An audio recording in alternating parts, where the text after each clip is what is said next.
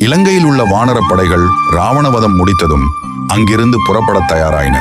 அப்போது வானரப்படை வீரர்கள் அனைவரும் இருக்கிறார்களா என்று சரிபார்க்கும்படி சேனாதிபதியிடம் உத்தரவிட்டார் ராமர். கணக்கெடுப்பு பணி முடிந்தது. வசந்தன் என்ற வானரம் காணாமல் போனது தெரிந்தது.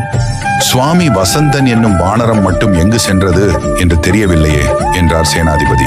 அனுமனை அழைத்து காணாமல் போன வசந்தனை கண்டுபிடித்து அழைத்து வா என்று கட்டளையிட்டார் ராமர். அனுமன் வசந்தனை இலங்கை முழுவதும் தேடினான். எங்கு தேடியும் வசந்தன் தென்படவில்லை. இறுதியாக யமலோகத்தில் வசந்தன் இருப்பது தெரிய வந்தது. யமலோகம் சென்ற அனுமன் வசந்தன் இங்கே எப்படி வந்தான் என்று யமதர்மரிடம் கேட்டார். அதற்கு யமதர்மர், சுவாமி, கோபம் கொள்ளாதீர்கள். பூலோகத்தில் உள்ள அனைவரும் உமது புகழை கேட்டு மகிழ்கிறார்கள்.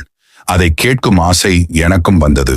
நான் பூலோகம் வந்தால் என் பார்வை பலத்தால் பலரும் யமலோகம் வரவேண்டிய சூழல் உண்டாகும்.